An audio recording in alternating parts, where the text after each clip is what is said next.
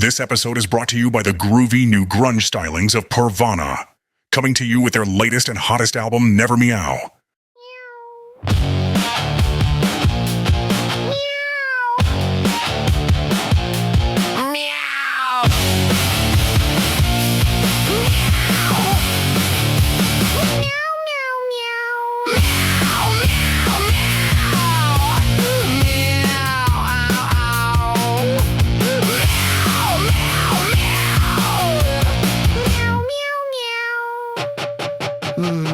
Available wherever cool cats are getting their trendy vinyl albums these days.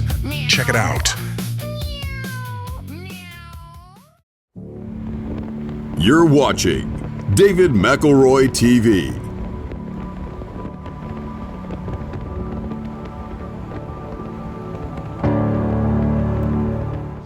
Whatever goes wrong in our lives, there's always someone else to blame.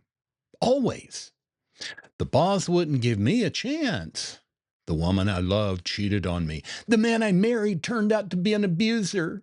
He was a terrible father. My friend made me start using drugs and partying all the time.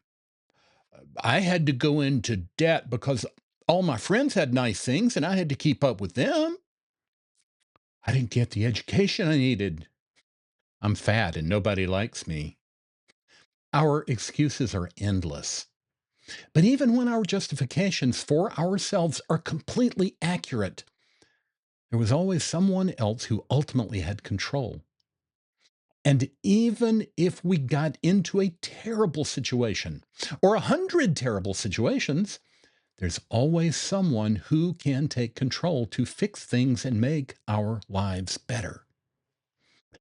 It can be a painful shock to accept that the man in the mirror, or the woman in the mirror, almost always has the power to turn a miserable life into a satisfying life. But it's easier to blame someone else and ignore the man in the mirror. I've done that at times. Maybe you have too. It's true that other people can do terrible things to us. We can come from abusive and dysfunctional families. I certainly did. We can trust the wrong people, and those people can betray us.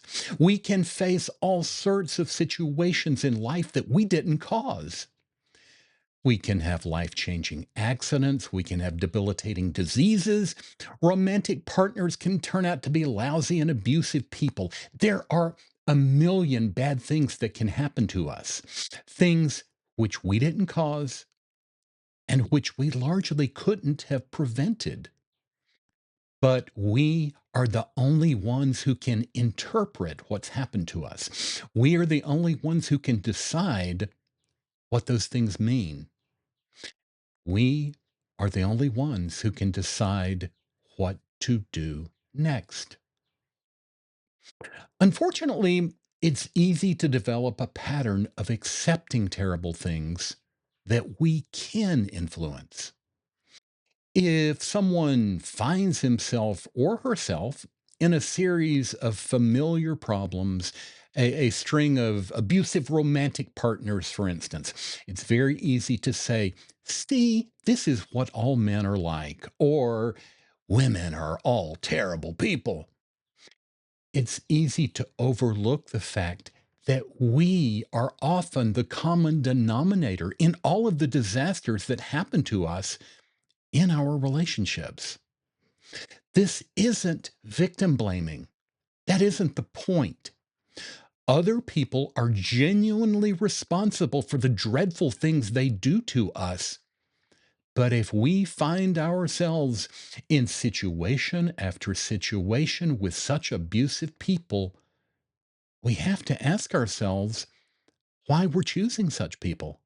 We have to ask what it is in our psychology or the way we were raised or what we think we deserve that causes us to keep putting ourselves into such situations. Ultimately, it's liberating to take responsibility.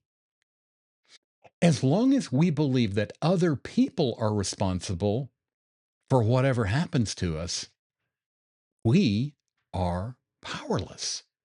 We feel like meaningless pawns being pushed around by powerful figures and nameless forces. But when we decide, not as a matter of blame, but as a matter of taking power and responsibility for ourselves, that we can choose to make things different, we take the power back. That doesn't mean something else terrible can't happen to us in the future. Of course it can. But taking the power to define what's happened and how to react to it can change what happens next. Taking the power back can determine whether we're going to keep living with a terrible person who's an abusive partner. It can determine whether we're going to stay in a miserable job or friendship or family and just accept that we can't do any better.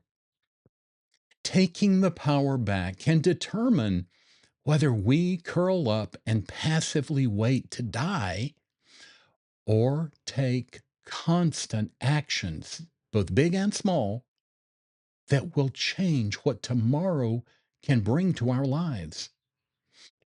Nobody can take that power away from you. Nobody except you. If you'd like to get in touch with David, please send praise, money, and marriage proposals to David McElroy at mac.com. If you have a complaint or some other form of criticism, keep it to yourself.